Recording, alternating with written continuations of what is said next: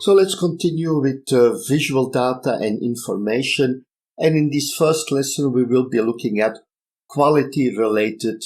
Great to see you here again. We are starting with the first lesson related to visual data and information.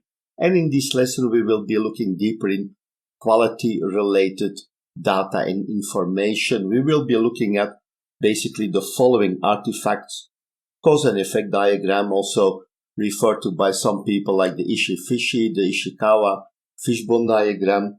We look at flowcharts, histograms, and scatter diagrams.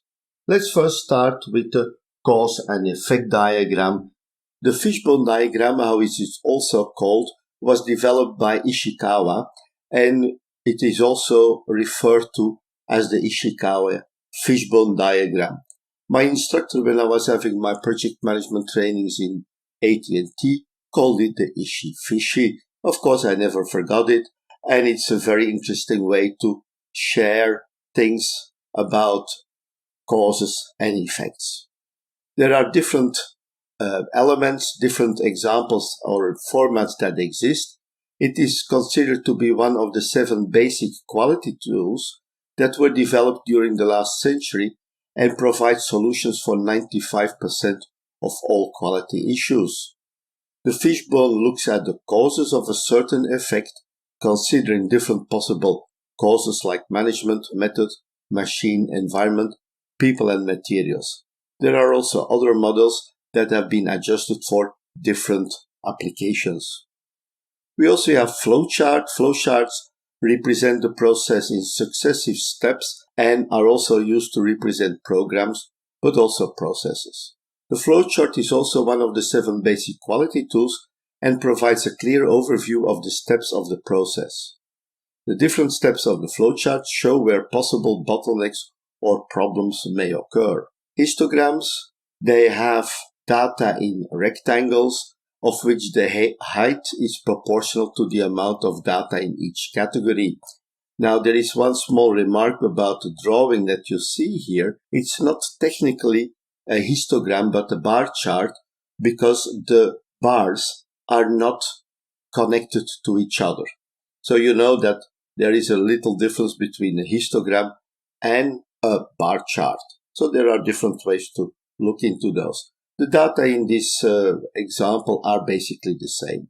The histogram provides insight into the distribution of the data and provides us the mode, the mean, standard deviation, and skewness. Understanding the distribution of the data is important to evaluate the data related to their properties. We also have scatter diagrams. Scatter diagrams are graphs that represent data in an X and Y axis system.